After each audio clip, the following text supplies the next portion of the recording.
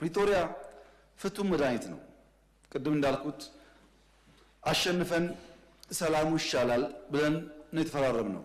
ፕሪቶሪያ ፕራይመሪሊ ለፌደራል መንግስት የሰጠው ግዴታ መብራት፣ ቴሌኮም፣ አየር፣ በጀት ድጋፍ፣ ባንክ፣ ሰርቪስ ትግራይ ይፈጠር ነው። 100% መልሰናል። 100% ከዛ በላይ በዛ ሳይድ የታጠቀ ይፍታ፣ የተፈናቀለ ይመለስ ነው። ከፊሉ መጥቷል፣ ከፊል ይቀራል። አሁንም እዛ ላለው ኃይል የኔ መልእክት ህዝቡ ወደ ቤቱ ይግባ፣ ወደ ቀዬ ይግባ፣ ስራውን ይስራ። እኛ ፖለቲካሊ እንጨቃጨቅ ስለ ቀለሙ ጉዳይ ህዝብ እያሰቃየን አይሁን የሚል ነው። ትግራይውን አንጻራዊ ሰላም አለ። እንደምታስታውሱት ከህዝብ ጋር ውይይት አድርጌያለሁ። እኔ ከተለያዩ ወረዳ መጥተው ተወያይተዋል። የሀገር ሽማግሌዎች፣ የፖለቲካ ሰዎች ብዙ ስብሰባ አድርጌያለሁ። የትግራይ ህዝብ ሰላም፣ ልማት ይፈልጋል። የትግራይ ህዝብ አሁን ካለበት ውጥንቅጥና አረንቋ የሚያወጣው እንደ ሌሎች አካባቢዎች ራሱ ተክቶ ለፍቶ መልማት ይፈልጋል። የትግራይ ህዝብ ከሌሎች ወንድም ኢትዮጵያውያን ጋር በሰላም መኖር ይፈልጋል። ታዲያ ችግሩ ምንድነው ያላችሁ እንደሆነ ይሄ ስልጡን ፖለቲካ የሚያቅ የታገለ ያታገለ ህዝብ መድረክ እንጂ ተዋናይ መሆን አልቻለም። በፖለቲካ አውድ ውስጥ መድረክ እንጂ ተዋናይ መሆን አልቻለም። መድረክ ይጫወቱበታል እንጂ አይጫወትም። የትግራይ ህዝብ ከመድረክነት ወጥቶ የፖለቲካ ተዋናይ ለመሆን ራሱን በአዲስ ቲንኪንግ መቃኘት አለበት።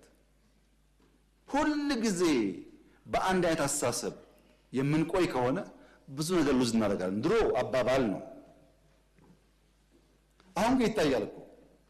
መቀሌ ባለፉት 3 ዓመታት እንደ አዲስ አበባ፣ እንደ ባህር ዳር፣ እንደ ድሬዳዋ፣ እንደ ጅጅጋ ተሰርታ ቢሆን ምን እንደምታስቡት?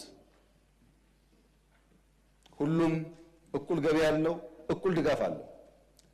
ሐሳብ ከሌለ ግን ጊዜ ካልሰጠን ግን ልማት አይሰራም። እና የትግራይ ህዝብ በቀጣይነት የፖለቲካ መድረክ ሳይሆን ተዋናይ እንዲሆን መደገፍ ያለበት ይመስለኛል። በትግራይ ውስጥ ከአንድ በላይ የፖለቲካ ፓርቲዎች አሉ። 5፣ 6፣ 10 ፓርቲዎች አሉ። ችግር የሆነው አብዛኛዎቹ የትግራይ ፖለቲካ ፓርቲዎች ያሉበትን ደረጃ ማሻሻል አልቻሉም።